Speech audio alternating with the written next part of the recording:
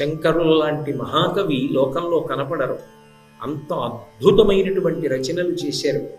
శరీరంతో ఉన్నది కేవలం 32 సంవత్సరాలే అయినప్పటికీ వారు సాధించినటువంటి ఆ కృషి, వారు సాధించినటువంటి ఫలితాలు అసలు లోకంలో ఎవరు సాధిద్దామనేటటువంటి సంకల్పం చేయడం కూడా సాధ్యం కాదేమో అనిపిస్తుంది.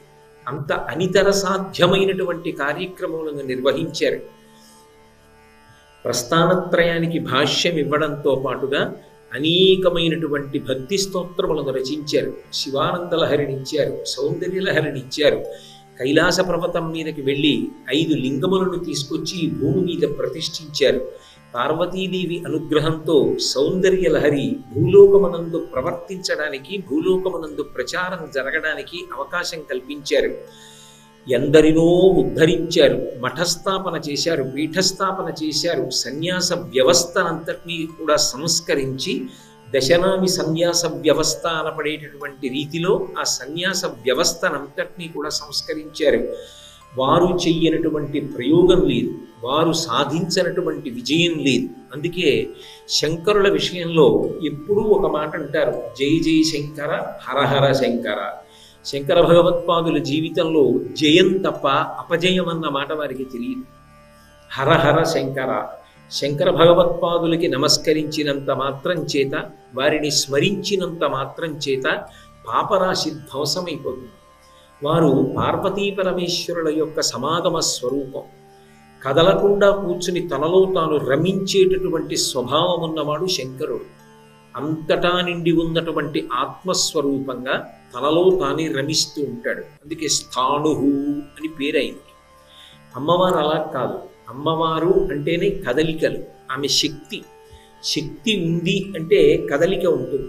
శక్తి లేదనుకోండి, కదలిక ఉండదు. అంటే శంకరుడు శక్తి లేక కదలని వాడు కాడు, తనలో తాను రమిస్తూ ఉండేటటువంటి లక్షణం ఉన్నవాడు. అటువంటి పార్వతీ పరమేశ్వరుల యొక్క సమాగమ స్వరూపమే శంకర భగవత్పాదులు. ఎప్పుడు అహం బ్రహ్మాస్మి అని ఆయన పరబ్రహ్మస్వరూపంగా లోపల రమిస్తూ ఉంటారు.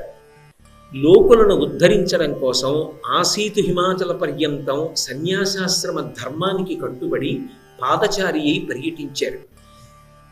గంగానది స్నానం చెయ్యాలి అంటే మనం బయలుదేరి గంగానదికి వెడతాం.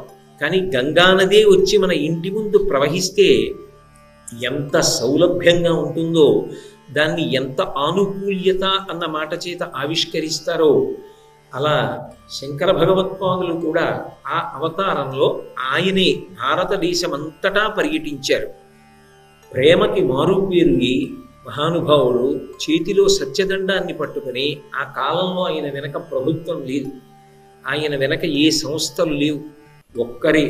కొన్ని చోట్లయితే ఆయన్ని భౌతికంగా అంతం చెయ్యాలనేటటువంటి ప్రయత్నాలు చేసిన వారు కూడా ఉన్నారు. కానీ పరమ ప్రేమతో వారు అవైదికమైన వాదనలను ఖండించి, ఎక్కడైనా ఏదైనా మంచి విషయం ఉంటే మాత్రం దానికి పెద్దపీట వేసి ఆ మంచి విషయాన్ని కాపాడారు. అమరకోశాన్ని రక్షించడంలో వారు చూపించినటువంటి చొరవ, వారి యొక్క ప్రయత్నం ఎప్పటికీ శ్లాఘనీయంగానే నిలబడిపోతుంది.